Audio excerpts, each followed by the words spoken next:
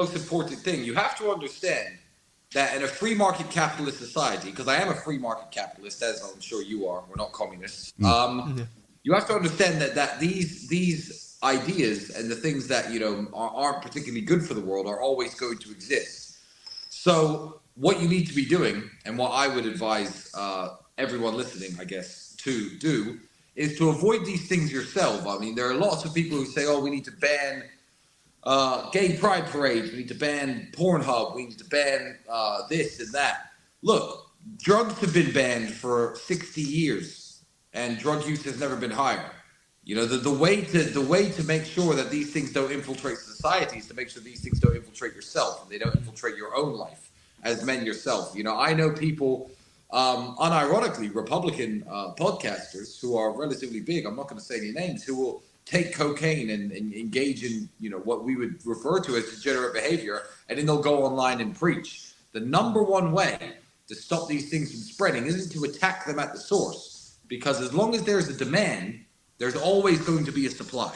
Hacking people and insulting people is never going to bring people down. You don't like gay pride parades? Don't go, and advise other people not to go, and talk to your friends about honest reasons why you shouldn't be going. Because if no one went to them, then they wouldn't exist. Exactly. That's right. If everyone gave them up, the drug users, the drug dealers, and the smugglers and the cartels, is hedonism. I feel like hedonism is pushed massively on young men. And my brother says this all the time, because they want everybody obsessed in a quest to find happiness. And we believe as men, it doesn't matter if you're happy or not. You should get up every day and do what you need to do. I mean, yesterday I just got sentenced to more house arrest. The police keep coming to my house. I keep getting fucked around in court and locked down in my house. But I'm smiling every single day, because I'm not searching for happiness. I'm searching to be proud of myself. Pride is what I'm looking for. And I don't mean pride in the degenerate way that it's used today. I mean pride within myself. So you have to understand that this self-interest it's self-interest that's being pushed. Young men are told, listen, all you need to care about is if you are happy at this very moment. You want to see pornographic images, you want to use drugs, you want to sleep all day, you want to, not be ambitious, not attack the matrix. That's perfectly fine as long as you're happy. But one, it leads to sadness, because these people are a lot less happy than people like me. And two, when people are obsessed with their own struggle for happiness every single day, they get distracted from the goals that they need to be setting in the world. Big gratification. And the way social media has changed is very, very shocking as well. When I was your age, long time ago, the internet was relatively new. So there was a series I remember called Intelligence Squared, intelligence with a little 2 after it. And it was hosted, ironically, by the BBC, who have now completely fallen apart. Your best I know, friends. crazy, right? And they used to host debates on world issues at the time, religious ideologies, the war in Iraq, whether or not the Catholic Church is a force for good in the world or bad in the world, whether people deserve reparations in the United States.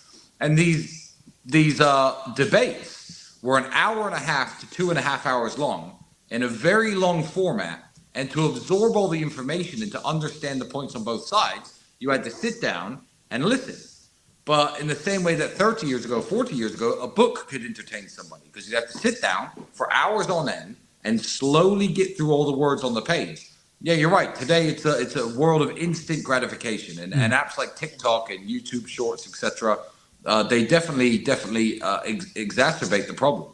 So if you're watching this and you've seen this on TikTok or YouTube Short or whatever, I suggest that you actually come and check out the full podcast, which I'm sure you had. Me and Andrew, a lot of people look at us as the archetype of this is where I want to get in life. I mean, we're doing well besides currently being under arrest. Everything else in my life is going perfectly. But our journey isn't documented. When I was your age, if you wanted to record even a video like this, you'd have to have some sort of expensive little camcorder. Phones couldn't make videos. There's a few pictures, a few kickboxing fights and stuff like that was recorded, of course. But our whole journey is almost missing. Yes, you have to understand, like I said about it being a free market society, I smoke cigarettes, for example, and I smoke cigars. I always tell young men that they shouldn't, because they need to work super, super hard before they ever smoke any kind of tobacco products. And gambling is one of those things like that as well. Obviously, my brother's a Muslim, so he doesn't gamble anymore. But I will gamble sometimes. I'll give you some examples. I would never encourage gambling in young men, and I would never push gambling on the youth because I don't want fans of mine to sit in their house and lose money they can't afford. However, if I take a vacation to somewhere like Monaco and I put on my tuxedo and I arrive in my Ferrari at the Grand Casino and I spend an amount of money that I can happily afford to lose and I have fun gambling, cool, that's on me. But there's a big difference between gambling as a part of a glamorous vacation and sitting on your phone spinning your money away when you're working for a set wage. So I don't push these things on the youth, and I never ever will, because I think it's very toxic. So it's good to see young men out there who listen to my message, who understand that you shouldn't be doing these things. It changes, the narrative changes. So Julian Assange, the Julian Assange saga started when you guys were like 10 years old, 11 years old. I remember this. You guys were very young at the time. He was coming out against the military-industrial complex and against pointless wars. He was saying, look, wars in Afghanistan, wars in Iraq, these are pointless. They're based on lies. Here's some documents. So when a long time ago speaking about the military-industrial complex and speaking about wars would get you in trouble and get you matrix attacked, essentially. Yeah. Now, telling young men to stand up and think for themselves and to, go to the gym and have children and embrace more traditional values, that gets you attacked. Yeah. So what's it going to be in 10 years' time, I mean, even things today like saying men can't get pregnant will get you canceled on a platform like YouTube.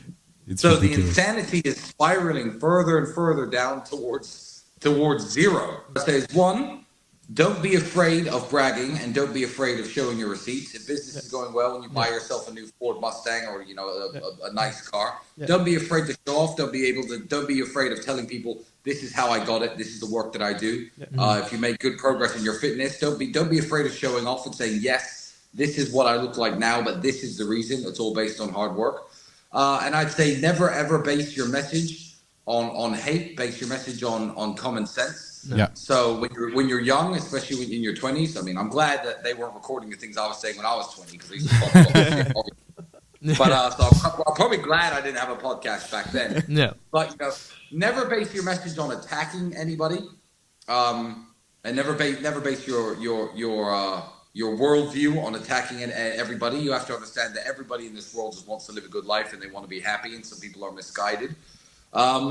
Always base everything that you do on positivity. And that's something that me and Andrew push as well.